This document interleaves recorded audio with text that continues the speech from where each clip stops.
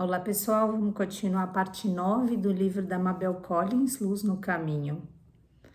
Então eu parei quando dizia o seguinte: deseje posses acima de tudo, mas essas posses devem pertencer exclusivamente à alma pura e estar, portanto, em poder de todas as almas puras igualmente, constituindo assim a propriedade especial do todo somente quando unido. Anseie por tais posses que podem ser sustentadas pela alma pura, de modo que você possa acumular riqueza para aquele espírito de vida unido, que é o seu único eu verdadeiro. A paz que você desejará é aquela paz sagrada que nada pode perturbar e na qual a alma se desenvolve como se desenvolve a flor santa sobre as lagoas serenas. E o poder que o discípulo cobiçará é aquele que o fará parecer nada diante dos olhos dos seres humanos.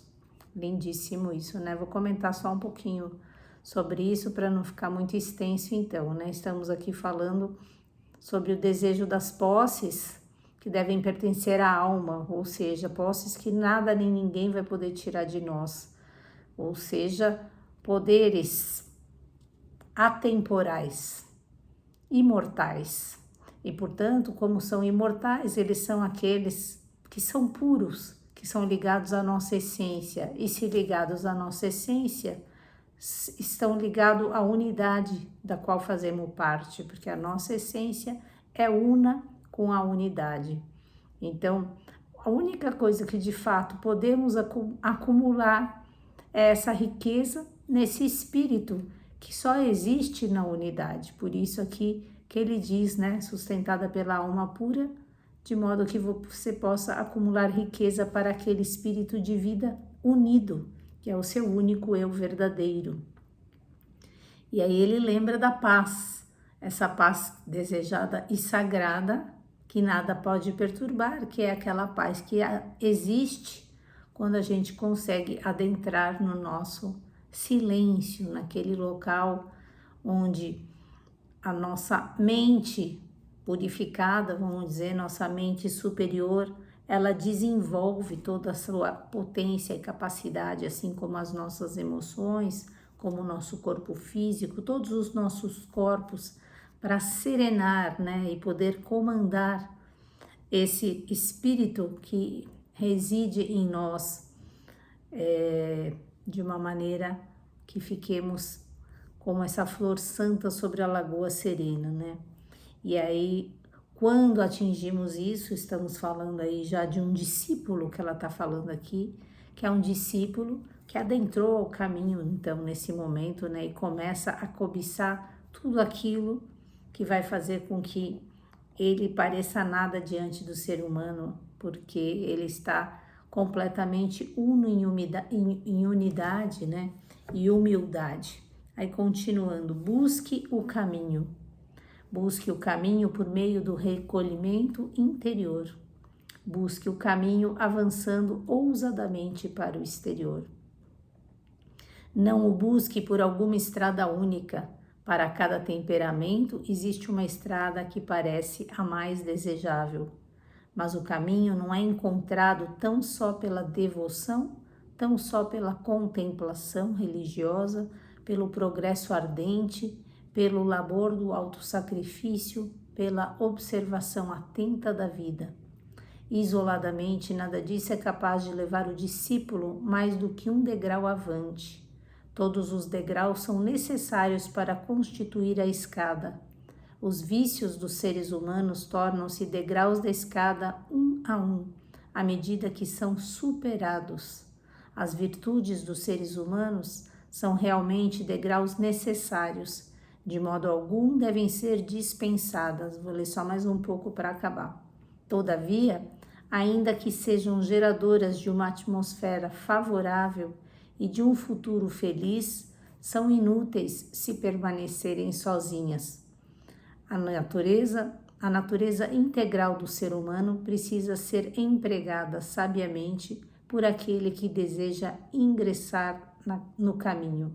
Cada pessoa é para si própria absolutamente o caminho, a verdade, a vida. É grande esse texto, vou parar aqui, então vamos voltar um pouquinho mais, né? Começando de trás para frente. Isso aqui lembra uma frase de Cristo, né? Eu sou o caminho, a verdade e a vida. Não tem uma frase de Jesus Cristo nesse sentido? Ele está nos lembrando aqui, né? O livro, a Mabel Collins. É uma coisa bem interessante. Já começa com um aparente paradoxo, que não é um paradoxo, na verdade, né?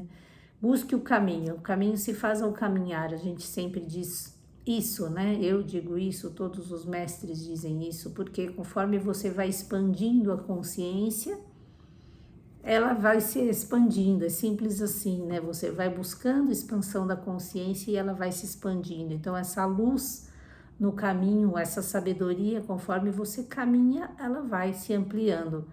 E como é que a gente começa isso? Pelo caminho de dentro, recolhimento interior. E eu estava agora numa aula de filosofia em São Paulo e o professor dizia uma coisa básica e bastante importante e interessante, que é o seguinte: a gente não consegue, por exemplo, às vezes olhar uma estrela e ao olhar a estrela entender por completo aquela estrela, né, aquele mistério, mas a gente consegue olhar para dentro de nós e, concentrados em nós mesmos, descobrirmos tantas coisas no nosso interior, e a partir desse nosso interior a gente consegue então entender o lado de fora, né? Primeiro eu percebo como eu sou imensa, a minha imensidão, toda essa minha capacidade de expansão, por exemplo.